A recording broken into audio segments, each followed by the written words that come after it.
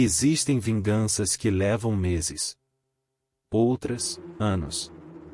Mas a vingança de Pierre Picaud levou décadas.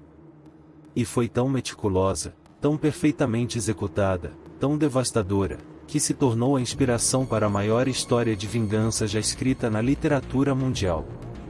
Porque quando Alexandre Dumas leu os autos policiais reais desse caso no início do século XIX, ele percebeu que estava diante de algo extraordinário. Uma história tão improvável, tão cinematográfica, tão repleta de reviravoltas, que parecia ter saído da imaginação de um romancista brilhante. Mas não. Aquilo era real, absolutamente real. E muito mais sombrio do que qualquer ficção ousaria ser. Pierre Picaud era um homem comum. Nascido em família modesta no sul da França, trabalhava como sapateiro em Nimes. Não era rico. Não era poderoso. Não tinha influência política ou conexões importantes. Era apenas um artesão honesto, tentando construir uma vida digna. E estava noivo. Apaixonado. Prestes a casar com a mulher que amava. O futuro parecia promissor. Simples, talvez, mas promissor. Ele tinha amigos próximos. Pessoas em quem confiava completamente. Pessoas com quem dividia suas alegrias, seus planos, seus sonhos. Entre eles estava Mathieu Loupien, seu melhor amigo desde a infância. Alguém que Pierre considerava praticamente um irmão. Alguém que conhecia cada detalhe de sua vida. E foi exatamente essa confiança que destruiu tudo. Porque Mathieu Loupien tinha um segredo. Um segredo sombrio, motivado por inveja pura e simples. Ele desejava a noiva de Pierre. Desejava a vida que Pierre estava construindo. E não suportava ver seu amigo feliz enquanto ele próprio amargava ressentimentos silenciosos. Então, Mathieu começou a tramar. E não tramou sozinho. Ele recrutou outros 3 homens. Solari, Chaubart e Alou. Alguns eram conhecidos de Pierre. Outros, apenas cúmplices dispostos a participar de algo terrível em troca de possíveis benefícios futuros. Juntos, esses 4 homens criaram uma mentira elaborada. Uma mentira tão bem construída, tão convincente, que mudaria o destino de Pierre Picaud para sempre. Corria o ano de 1807. A França estava sob o comando de Napoleão Bonaparte. E o país vivia tempos de extrema paranoia política. Traição era levada a sério. Muito a sério. Qualquer suspeita de conspiração contra o Império poderia resultar em prisão imediata, sem muito questionamento ou investigação aprofundada. E foi exatamente isso que Mathieu Loupien e seus cúmplices exploraram. Eles forjaram evidências. Criaram cartas falsas. Plantaram documentos comprometedores. E denunciaram Pierre Picaud das autoridades como espião a serviço da Inglaterra, inimiga mortal da França napoleônica. A acusação era grave. Gravíssima. E as provas apresentadas pareciam convincentes o suficiente. Pierre foi preso. Arrancado de sua vida, de sua noiva, de seus planos. Jogado em uma cela úmida e escura. E o pior, ele não tinha ideia do porquê. Não compreendia a acusação. Não sabia quem havia feito aquilo com ele. Apenas sabia que sua vida havia acabado da noite para o dia. Durante 7 longos anos, Pierre Picaud apodreceu em uma prisão francesa. 7 anos de completa escuridão. 7 anos de solidão absoluta. 7 anos tentando entender o que havia acontecido. 7 anos de raiva crescendo lentamente, como fogo sob cinzas. Dentro da prisão, Pierre não estava completamente sozinho. Ele dividiu cela, em determinado momento, com um padre italiano idoso. Um homem sábio, educado, que havia vivido muitas vidas antes de acabar ali. E esse padre, percebendo o sofrimento genuíno de Pierre, percebendo sua inocência evidente, decidiu ajudar. Eles conversaram durante meses. O padre ensinou Pierre a ler melhor. Ensinou-lhe sobre o mundo além das paredes da prisão. Ensinou-lhe paciência. Ensinou-lhe estratégia. E quando o padre sentiu que sua própria vida estava chegando ao fim, ele revelou algo extraordinário. Ele tinha um tesouro escondido. O padre italiano havia sido, em vida anterior, homem de posses consideráveis. E antes de ser capturado, havia escondido sua fortuna em local seguro. Ele não tinha herdeiros. Não tinha família. E estava morrendo lentamente naquela cela fria. Então, ele fez algo que mudaria tudo. Ele contou a Pierre exatamente onde o tesouro estava escondido. Deu-lhe mapas detalhados. Instruções precisas. E fez Pierre prometer que usaria aquela riqueza sabiamente. Pouco tempo depois, o padre morreu.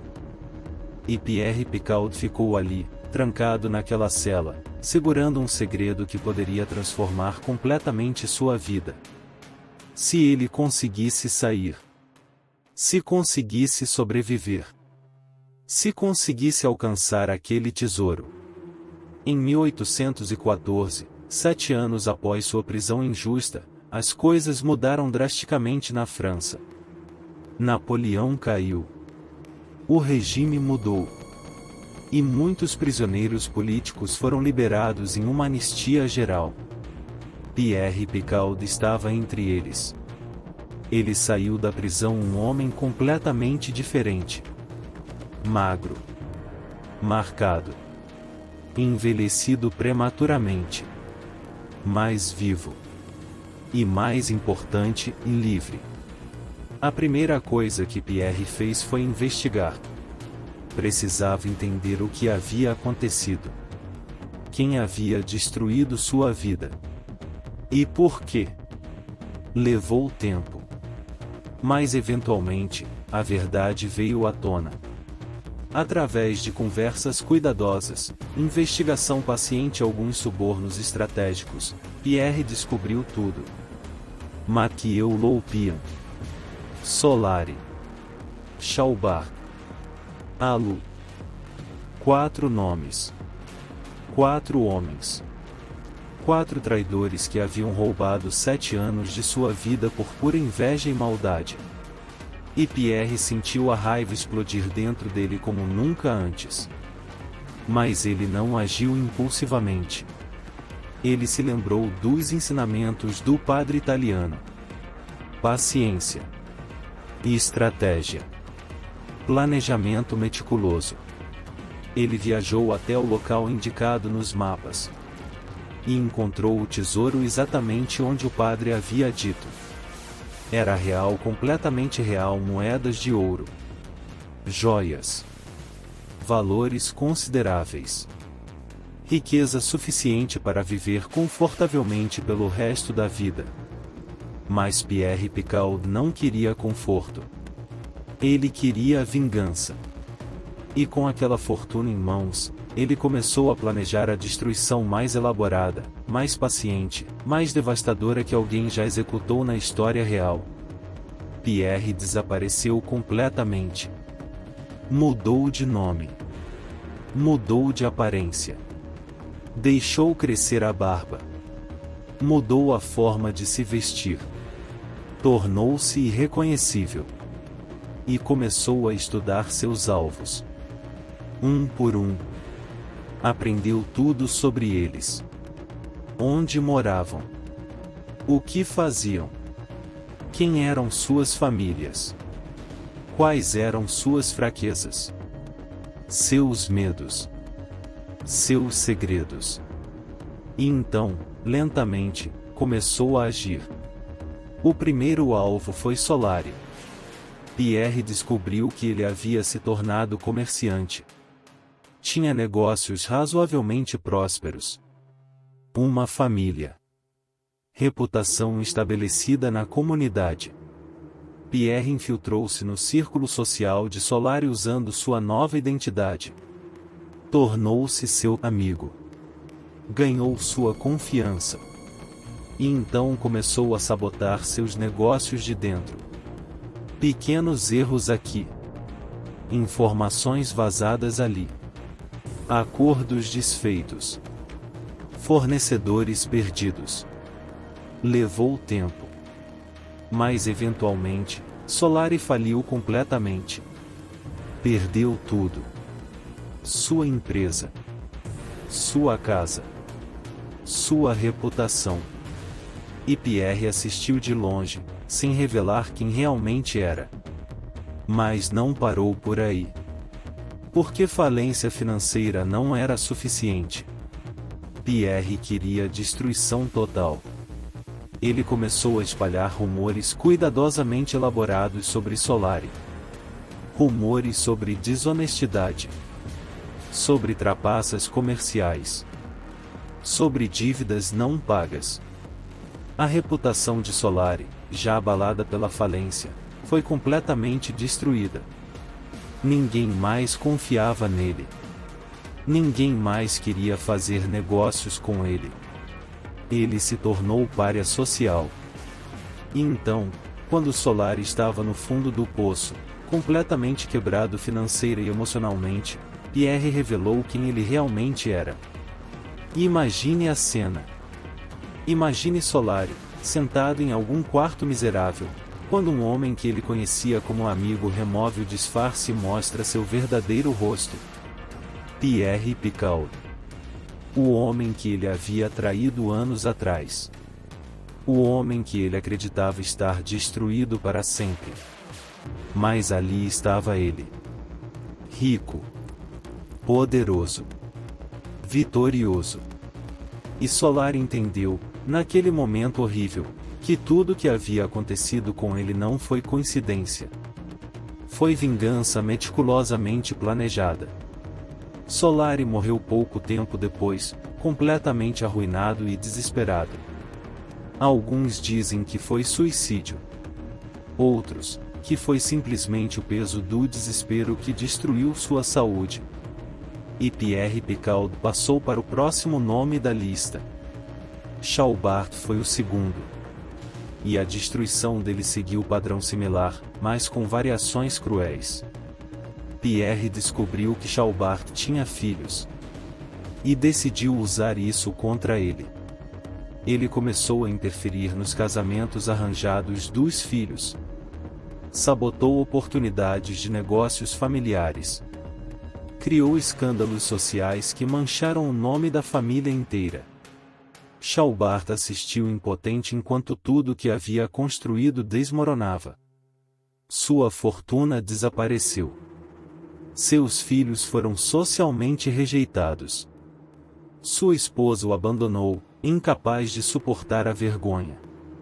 E quando Chaubart estava sozinho, quebrado e sem nada, Pierre revelou-se. A reação foi de horror absoluto. Chaubart não conseguia acreditar. Como era possível? Como aquele sapateiro simples que eles haviam destruído anos atrás conseguiu retornar com tanto poder? Mas Pierre não explicou. Apenas sorriu. E desapareceu novamente. Chaubart morreu pouco tempo depois, dizem que enlouquecido pelo remorso e pelo medo. Alut foi o terceiro. E para ele, Pierre reservou tortura especialmente elaborada. Ele descobriu que Alut havia se tornado figura respeitável na política local. Tinha ambições de crescer ainda mais. Pierre infiltrou-se nos círculos políticos. Começou a trabalhar nos bastidores. E sistematicamente destruiu cada oportunidade que Alut tinha de avançar. Toda vez que Alut estava prestes a conseguir promoção importante, algo acontecia.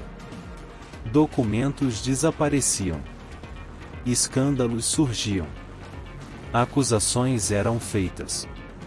e Alut via suas ambições sendo esmagadas repetidamente. Levou anos. Mas eventualmente, Alut perdeu tudo que tinha conquistado. E quando estava no ponto mais baixo, Pierre revelou-se. A expressão no rosto de Alut, dizem testemunhas, foi de terror puro.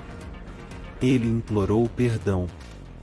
Tentou explicar que havia sido jovem, estúpido, influenciado por Mathieu. Que se arrependia profundamente. Mas Pierre não estava interessado em desculpas. Ele havia esperado tempo demais. Sofrido demais. E vingança não aceita arrependimento tardio. Alut morreu em circunstâncias misteriosas pouco depois. Alguns dizem que foi assassinado. Outros, que morreu de medo genuíno. E finalmente, restava apenas Mathieu Loupien, o arquiteto da traição. O homem que havia iniciado tudo. Para Mathieu, Pierre guardou a destruição mais elaborada, mais cruel, mais completa. Ele descobriu que Mathieu havia se casado. Tinha família. Tinha filhos. Havia construído vida confortável usando, ironicamente, parte da fortuna que havia roubado ao casar-se com a antiga noiva de Pierre após sua prisão. E Pierre decidiu destruir absolutamente tudo. Ele começou atacando os negócios de Mathieu de forma ainda mais sofisticada que os anteriores. Sabotagem financeira em nível extremo. Mas não parou aí. Ele foi além. Começou a atacar a família. Pierre seduziu a esposa de Mathieu. Não por desejo, mas por estratégia. Criou escândalo público imenso que destruiu a reputação familiar completamente. Ele arruinou financeiramente os filhos de Mathieu antes mesmo que se tornassem adultos, garantindo que eles nunca teriam as oportunidades que o pai teve. E durante todo esse processo, Mathieu não sabia quem estava por trás. Ele apenas via sua vida desmoronando de formas cada vez mais elaboradas e cruéis. Quando Pierre finalmente revelou sua identidade, Mathieu entrou em colapso total. Ele caiu de joelhos. Chorou. Implorou. Tentou todas as formas de negociação possíveis. Mas Pierre era implacável. Ele havia esperado décadas por aquele momento. E nada que Mathieu dissesse faria a diferença. Mathieu Loupien morreu arruinado, sozinho, odiado até pela própria família que o culpava pela destruição que havia caído sobre todos. E Pierre Picard, finalmente, sentiu que sua vingança estava completa. Mas a história não terminou simplesmente assim. Porque vingança, mesmo quando perfeitamente executada, cobra preço. Pierre havia passado décadas obcecado. Décadas planejando. Décadas executando. Ele havia se tornado a própria vingança. Não tinha mais vida além disso. Não tinha mais propósito além disso. E quando terminou, quando não havia mais ninguém para destruir, ele percebeu algo horrível. E estava vazio.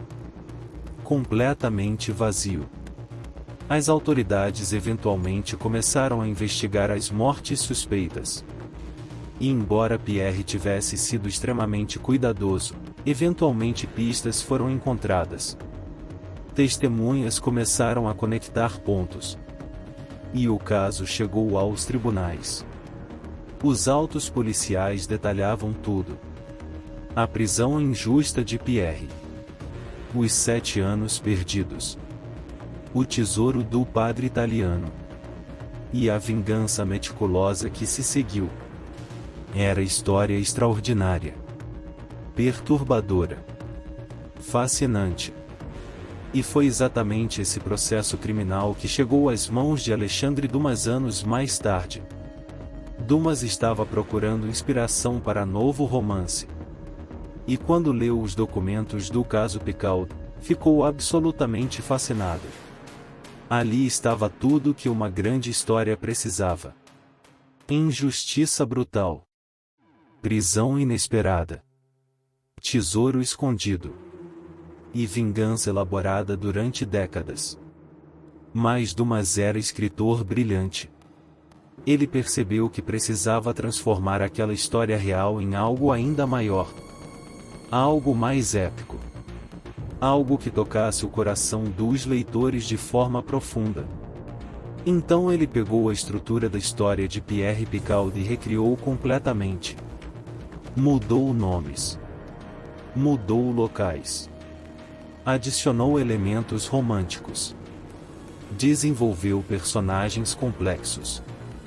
E criou não apenas história de vingança, mas história sobre justiça, sobre redenção, sobre o preço que pagamos por nossas escolhas. E assim nasceu O Conde de Monte Cristo. Edmond Dantes era Pierre Picaud. A ilha de If era a prisão onde Pierre apodreceu. O abade Faria era o padre italiano. O tesouro de Monte Cristo era o tesouro real que Pierre encontrou. E a vingança elaborada contra seus inimigos era baseada, passo a passo, nas destruições reais que Pierre executou. Mas Dumas foi além. Ele deu ao seu protagonista algo que Pierre aparentemente nunca teve e redenção. No final do livro, Dantes percebe que vingança, embora doce, não traz paz verdadeira. E ele escolhe misericórdia, pelo menos para alguns. Era a liberdade artística de Dumas tornando a história mais palatável, mais esperançosa. Porque a realidade de Pierre Picaud era mais sombria. Pierre nunca encontrou paz. Nunca encontrou redenção.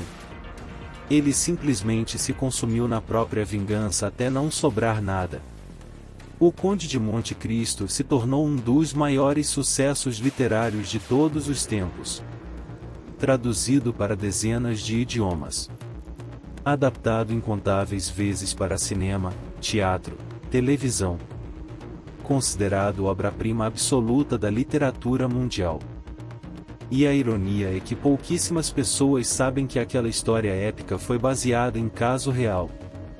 Que Pierre Picaud realmente existiu. Que ele realmente passou 7 anos preso injustamente.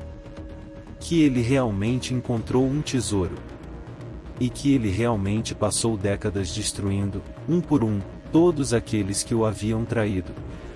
A diferença é que, ao contrário de Edmond Dantes, Pierre nunca escolheu perdão. Nunca escolheu seguir em frente. Ele escolheu vingança completa, total, devastadora. E pagou o preço. Porque quando terminou de destruir todos os seus inimigos, quando finalmente estava sozinho com sua vitória, Pierre Picaud percebeu que havia se tornado exatamente aquilo que ele mais odiava. Alguém que destruía vidas. Alguém que causava sofrimento calculado. Alguém consumido por escuridão. Ele havia vencido. Mas havia perdido a si mesmo no processo. E talvez essa seja a verdadeira lição dessa história. Vingança pode ser executada perfeitamente. Pode ser planejada com genialidade. Pode até ser justificada. Mas sempre cobra preço terrível daquele que a executa. Pierre Picaud provou que vingança é possível. Que paciência e recursos podem destruir completamente qualquer inimigo, não importa quão protegido pareça estar. Mas ele também provou que vingança, mesmo quando bem-sucedida, deixa apenas vazio. E talvez seja por isso que Alexandre Dumas escolheu dar final diferente ao seu Conde de Monte Cristo. Porque ele entendeu que leitores precisavam de esperança. Precisavam acreditar que é possível vencer sem se perder. Que é possível obter justiça sem se tornar monstro. A realidade de Pierre foi mais dura. Mais honesta. Mais terrível. Ele conseguiu tudo o que queria. Destruiu todos que precisava destruir. E descobriu, tarde demais, que aquilo não trouxe paz. Apenas mais escuridão. E essa, talvez, seja a vingança mais cruel de todas. A que você executa contra si mesmo, sem perceber, enquanto destrói seus inimigos,